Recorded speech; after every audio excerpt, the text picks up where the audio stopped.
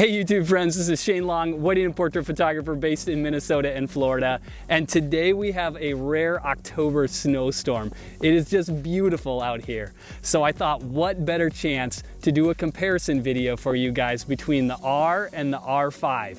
I've been using the R on one side of me and the R5 on the other for about the last 4 months. I've been doing senior portraits, family sessions, weddings, engagement sessions. So in this video, I'd like to break down the image quality, the usability, the feature set, the buttons, just about everything about the cameras. All right, here we go.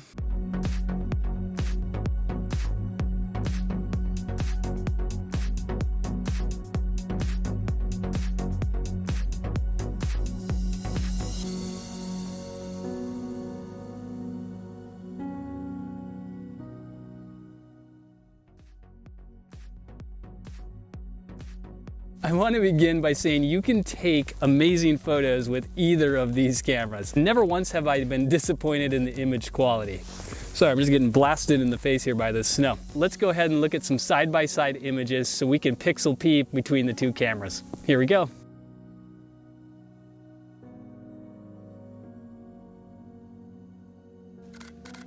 Let's zoom in on this image on the R compared to the R5.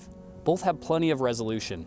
The R has 30 megapixels, the R5 has 45 megapixels.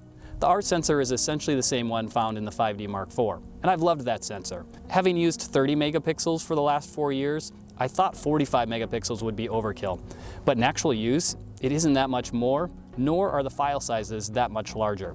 I do like having the extra resolution on the R5, as almost every wedding there is something that I end up doing an extreme crop on. Also, to be honest, one of the big reasons I love photography is because I love pixel peeping. I love zooming in, looking at the eye, looking at the images, and seeing all the detail. But in the end, 30 megapixels, 45, they're both great.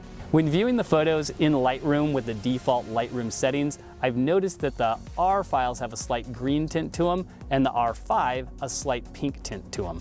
The R files also seem to have just a touch more pop and contrast to them by default. My wife does my editing for me, and on the thousands of wedding photos I take, she says it's not a big deal at all. Just something to be aware of. Both cameras have great color in my opinion. I would like to see Adobe add the matching camera profiles to match the gorgeous color. Here in this photo of the bride, we can see the differences in color. Even though the cameras are set to the same color temperature, they have differences in color. I was shooting with the R on one side with the 50mm and the R5 on the other with the 85mm.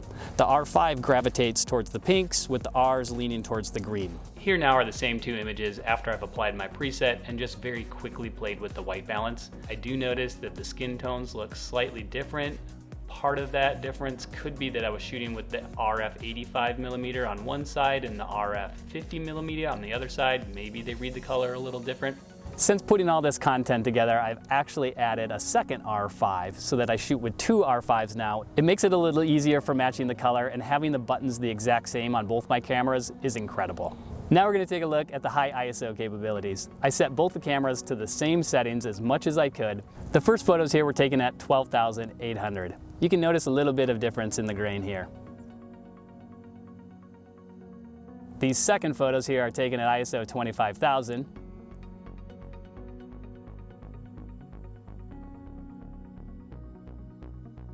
And just because the R5 has 51,200, here's what it looks like at that ISO.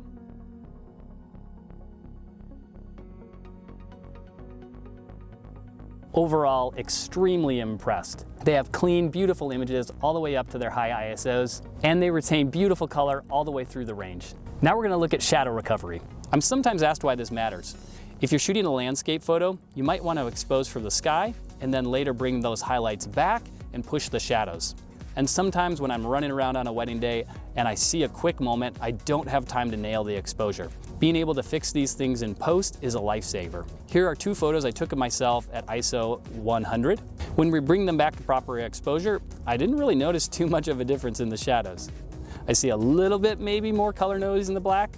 I don't always shoot at ISO 100, so here I wanted to test if I shot at 800 and I pushed them back, would I notice any difference? I was again surprised that the R holds up pretty well. It gave me confidence that either camera can still lift the shadows even if you shoot at ISO 800. I wanted to try the test again, so here are 2 photos of my son taken at ISO 800. There is some noise in his shirt, maybe in the R image, and very little, if any, in the R5, so maybe the R5 is a little bit better, but both give you plenty of flexibility in post. I want to jump in quick and say that down in the description I'll have links to all the cameras and lenses mentioned in this video. Alright, we're going to test out the tracking ability and the high frames per second on this leaf jump. Here we have the R5 at 1.2. Alright, go for it. Here are some of those photos taken with the 85mm at f1.2. It's really fun to be able to track at that aperture. Now I've tried to put the same settings here on the R as we just had. Alright, give it a run there. Though there is a bit of jerkiness when shooting in burst mode on the R, it had no problem tracking him and nailed the focus right on his eye. When I first got my R5, I was photographing the first dances, the bride and groom, the father-daughter. I was shooting with the R on one side and the R5 on the other. I had my prime lenses on both of them. The R couldn't focus on the subject. It would just hunt. It would search. It didn't matter if I used the face detection, the single point, or the multi-zone. However, the R5 locked focus immediately. And even more so, when I photographed the people dancing, I set the AF to large zone vertical and it found their eye every time, even in the dark. It was truly remarkable. All that said, the R's AF works really well. For family sessions, senior portraits, the eye detection is simply amazing and works much better than it did on my 5D Mark IV. Now we're going to look at usability. This is an aspect of the camera that the spec sheets really can't help you out with, but I think is so important. When I pick up a camera, I want it to make shooting a joy. It should be a natural, intuitive experience. The R5 really shines here. It's quick, intuitive, and speedy. The buttons are plentiful and placed in natural locations, and they are fully customizable. I spent hours setting up my R5 to find the best button and dial for each function. There are so many programmable buttons that I actually ran out of functions I wanted and had buttons to spare. I hope to make a video sometime on how I customized it. The R does a pretty good job too, but there aren't quite as many options as on the R5. For example, the R5 has more options that can be assigned for the control ring, and it has more options that can be assigned to the buttons. That said, I know a lot of people don't spend as much time as me customizing their cameras, so the R will have plenty of options for those core functions for the majority of people. Let's take a look at some of the ergonomic differences between the two cameras.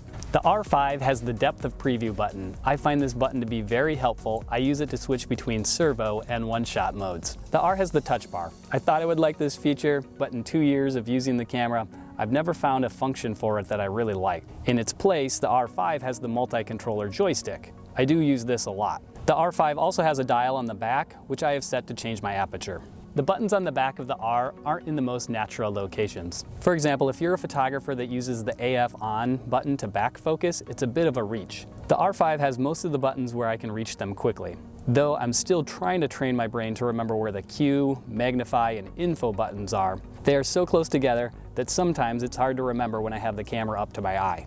Canon has made some really nice, subtle improvements to the ergonomics of the R5. For instance, the thumb dial on the R was always a little bit hard to turn because it was recessed. Now on the R5 it sticks out just a little bit farther, and that makes it easier to scroll. It's a similar story with the on-off switch. On the R5 they improved it and put this little knob on it so it's easier to turn the camera on and off. I still would like to see the on-off switch on the right side of the camera so that I can turn it on when my other hand's on the lens when I'm lifting the camera up to my eye. These improvements are even seen with where you grab the LCD screen to flip it out. On the R you use the top corner of it, but on the R5 you pull it from the bottom corner. I find the bottom corner to be more natural. When it comes to holding the camera in the hand, the R has a slightly smaller form factor. For my hands, the R5 is absolutely perfect. That said, they are similar enough that if I'm not paying attention, sometimes when I pulled my cameras out of my bag, I didn't know which one I was grabbing, the R or the R5, and I would have to look down at the buttons to see which one I was shooting with. Both cameras are smaller in the hand than the 5D Mark IV. If you have large hands, you might want to consider the battery grip, but that's something you can always add later if you're finding that the camera is too small for you. As you probably already know, the R only has one card slot, whereas the R5 has two. If you're a senior portrait photographer or a family portrait photographer, that's going to be just fine. However, if you're a wedding photographer, having that backup card is super important. Now a quick note about the shutter on the R. I've noticed over the years that the R doesn't like shooting at 1/8,000th of a second. If I'm trying to use one of my f1.2 lenses in the daylight, sometimes if I shoot at 1/8,000th of a second, the shutter will flip up and then down really slow and kind of make a clunky noise, almost like it's taken a long exposure. I have to stop down to maybe f2 and use 1/4000th or 1/2000th to get rid of that. The shutter mechanism on the R is rated for 200,000 clicks. Unfortunately for me, it died at 40,000 just after my 1-year warranty was up. I had to send it in for repair. I bought a second R and I never had any issues with either of them since then. The shutter mechanism on the R5 is rated to 500,000 clicks. It has a beautiful sound to it and I haven't had any issues at 1/8,000th of a second. So we're going to see how the shutter sounds on the R. Now we're going to see how the shutter sounds on the R5. Now let's compare how quick they turn on. Though they have felt pretty similar, I always feel like the R5 is a little bit more responsive. That said, when I change lenses, sometimes the startup time is slower, more than even a couple seconds. I'm not sure why this is. It seems to happen the most when I put on the RF 35mm 1.8. Maybe it has something to do with the camera recognizing the software or the image stabilization or the lens correction. I'm not sure why it happens. I do like the EVF of the R5 better than the R. It's a little bit more clear and has a smoother, faster refresh rate. That said, the R's EVF isn't bad. When shooting in burst mode, the R gets a little bit choppy, whereas the R5 keeps up quicker. One pro on the R is there isn't any blackout when shooting in servo mode with the image review turned off. The R5 screen goes black for me on the first shutter click, but not on the subsequent clicks. I've been very impressed with the weather sealing on the R. I've photographed weddings in downpours, photographed out in the snow like I am right now, and I've never had any issues with my camera operating under those conditions. I want to quick mention that if you head on over to Instagram, you can follow me at Shane Long Photography, and you'll be able to see more photos I've taken with the R5 and with the R. The Canon R5 has IBIS built into the camera. So now we're going to do a couple of tests. We're going to test out the photos, we're going to test out the videos. I'm going to start by taking some photos at like 1/125th, which is about as slow as I ever shoot an 85mm lens if it doesn't have stabilization. And we're gonna work it all the way down to about a half-second exposure. And then we're gonna compare how did the R do and how did the R5 do. Let's check it out. All right, let's take a look at some of these handheld photos I took with the R5. Here we are at 1/125th of a second, it is sharp. At 1/60th of a second, it's sharp. At 1/30th of a second, it's sharp. At 1/15th of a second, it is sharp. At 1/8th of a second, I got a little bit of motion blur there. But at 1/4 of a second, back to being sharp. And even at 1/2 of a second exposure handheld, that photo is still usable. Now let's look at the handheld photos taken with the R. So at 1/125th of a second, tack sharp. At 1/60th of a second, it looks about the same as the half-second exposure with the R5. And it gets worse at 1/30th, 1/15th, 1/8th, 1/4th, and here we are at a half-second exposure, not usable. Let's actually compare, but these are both taken at 1/30th of a second, which is a shutter speed I will use quite often, and it just shows how well that R5 in-body stabilization really helps out. Now I'm going to do a couple video clips. I'm not a videographer, I don't claim to be, but I did a couple video clips for you. One with the R5 that has the IBIS and some with the R that doesn't have the in-body stabilization. I turned off the electronic stabilization for these clips just because they both have it. I thought I would remove that variable. So here's some clips with the R5 with the IBIS turned on.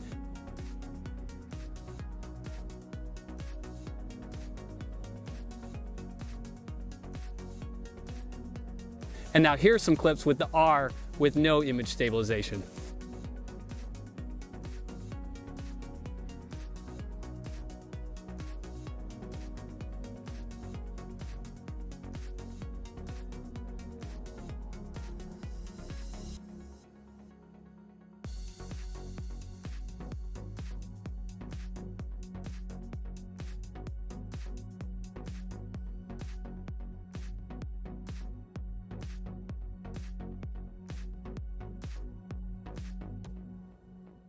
When Canon released the R, they said it was basically a hold me over camera, one to add to your bag along maybe your 5D Mark IV to kind of get used to the system. And that's exactly what I did. The R was a great stepping stone. I personally liked it so much that by the end of 2 years I had bought 2 of them and was no longer really using my 5D Mark IV because the autofocus was so much more accurate. If you're shooting a DSLR, I still think the R is a fantastic transition camera. You can save about $2,000 over the R5, which will give you money to buy lenses, like my personal favorite, the 50mm 1.2. That said, if you're a full-time pro and you want the dual card slots, the extra resolution, the in-body stabilization, and the extra functionality, the R5 is insanely good. I honestly couldn't be happier with it. If you want a lot of those features, but don't necessarily need the extra resolution, be sure to look at the R6, which boasts most of the same features with just lower resolution. So which camera should you get? If you shoot weddings, I would personally get the R5. If you're on a budget, the R6 does offer dual card slots, most of the same features, and is less expensive. If you're a family photographer or portrait photographer, really consider the R. You probably won't need the IBIS much, 30 megapixels is great, and you probably don't need dual card slots. If you are really on a tight budget but still want the full frame image quality, the RP is another option to look at. There you have it. That's the R versus the R5. If you haven't already, I would love it if you would subscribe to my channel, give this video a thumbs up. Down in the description, I'll have links to the R5 and the R and the lenses I used. Stay tuned because I have the RF 15 to 35 video review that I'm working on right now. That's coming soon. We'll see you next time.